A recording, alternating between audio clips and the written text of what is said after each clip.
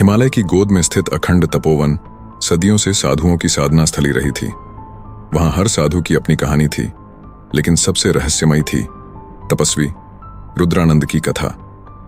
उन्होंने 12 वर्षों तक मौन साधना का संकल्प लिया था और किसी भी परिस्थिति में इसे न तोड़ने का प्रण किया था। एक दिन एक अजनबी स्त्री वासंती वहां पहुंची।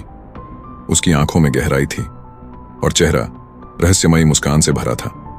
उसने आते ही तपस्वी के पास बैठकर उनकी साधना को निहारना शुरू कर दिया।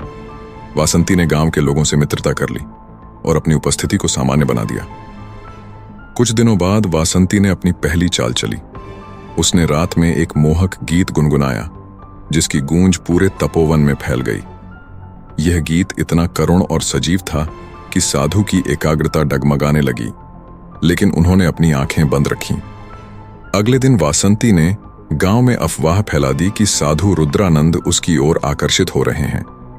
लोगों ने यह सुनकर तपस्वी की तपस्या पर संदेह करना शुरू कर दिया।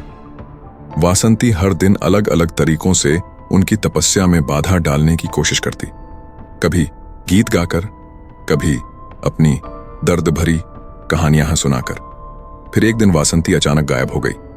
लोग सोचने लगे कि वह हार मानकर चली गई, लेकिन कुछ ही दिनों बाद साधु रुद्रानंद ने अपनी तपस्या समाप्त कर दी। उन्होंने गांव वालों को बुलाकर कहा, वासंती कोई साधारण स्त्री नहीं थी। वह मेरी आत्मा की परीक्षा लेने के लिए मेरे गुरु द्वारा भेजा गया एक दिव्य अवतार थी। उसकी उपस्थिति मेरी तपस्या की सच्ची परीक्षा थी। लोगों के बीच खलबली मच गई। इस खुलासे के बाद एक और रहस्य सामने आया। तपोवन के एक पुराने साधु ने बताया कि वासंती पहले भी कई तपस्वियों की साधना भंग करने आई थी, लेकिन हर बार उसकी आत्मा भटकने को अभिशप्त रही। रुद्रानंद ने कहा, वासंती मेरी तपस्या की परीक्षा भी थी और मेरा अंतिम उद्देश्य भी। यह कहते हुए उन्होंने तपोवन को हमेशा के लिए छोड़ दिया।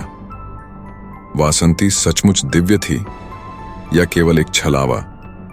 यह आज भी तपोवन में एक रहस्य बना हुआ है।